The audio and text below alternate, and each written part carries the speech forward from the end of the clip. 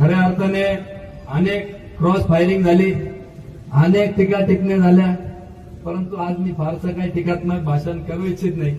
खरं तर आपले गणेश विरोधी लोकांना मी सांगू इच्छितो की माझी नम्रपणे विनंती राहील की आपल्याच परिसरातली ही कामधेनू आहे. 2-3 वर्षानंतर पुन्हा निवडणुका येणार आहे.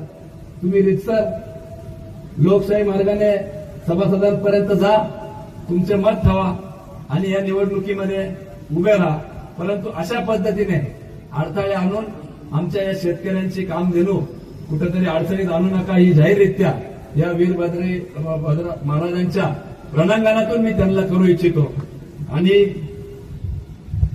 नाहीच ऐकलं तर मूळ स्वभाव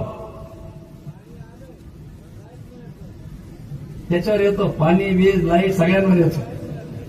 परंतु मूळ स्वभावाप्रमाणे किती संयम ठेवायचा प्रयत्न केला तरी कुठेतरी संयमाला मर्यादा असते.